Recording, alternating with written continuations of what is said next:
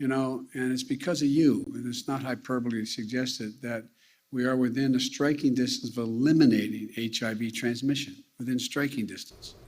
President Biden acknowledging the long fight to end the AIDS epidemic since the disease was identified 40 years ago and announcing a worldwide goal to bring an end to the epidemic by 2030. Today, December 1st, is World AIDS Day, a day to remember the tens of millions of people who've lost their lives to the disease and look ahead to the new horizons of hope brought by advancements in science and medicine. And joining me now to talk about some of those advancements in Pittsburgh's and how Pittsburgh is marking World AIDS Day is the CEO of Allies for Health and Wellbeing, Sean DeYoung. Sean, thank you for being here with us. First of all, 40 years since HIV and AIDS were identified. Your organization originally came out of the Pitt Men's study back in the 1980s. Can you tell us how the fight against the virus in Pittsburgh has evolved since then? Absolutely. And Royce, thank you so much for having me tonight. We've evolved quite a bit. We were founded in 1985 as Pittsburgh AIDS Task Force.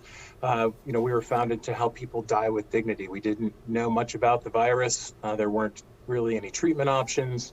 And what we've seen is that evolution of science, catching up, getting more support from the government to provide services and supportive services for people living with HIV.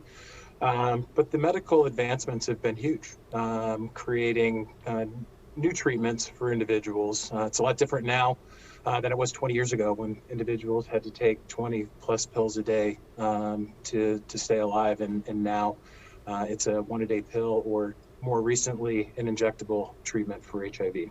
Yeah, and that, like you mentioned, that's very recent, right? That injection. Can you tell us more about that? Yeah, it's a drug called Cabenuva, and when we talk recent, it's within the last few months. I'm sure people have seen it on television, but instead of taking a pill every day, it's a once a month injection at your provider, which is definitely something that's exciting for individuals that don't want to take pills every day, but it's as effective as taking your once a day HIV medication. Yeah, and for those who are unaware, can you give us an idea of what it used to mean to be diagnosed with HIV? Absolutely. You mentioned, back in the 80s, and we are identifying today as 40 years in this fight. For a lot of individuals, it was a death sentence because there was no treatment or good treatment for it. So, that is the biggest difference. And now people can live a long, healthy life if they can get into treatment. And that's really our goal, is to educate the community, to get people in and get tested for HIV. And if someone is positive, to get them into care, to get them on medication, because of the science that is developed, the treatment, if people are take their treatment and get into care, can get their viral load to an undetectable level, which means they cannot transmit the virus. So we talk about people all the time about undetectable equals untransmittable.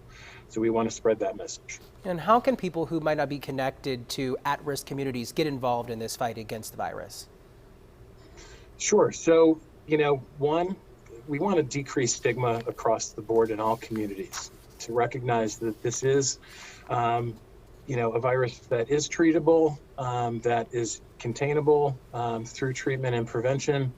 And people can get involved by educating their providers. We try to talk to, one of our goals for the organization and the community that I work with is to educate our providers on routinizing HIV screening with your healthcare provider, and helping people to understand that, if we can get people into care, we can prevent the spread. If we can get people tested, people can know their status.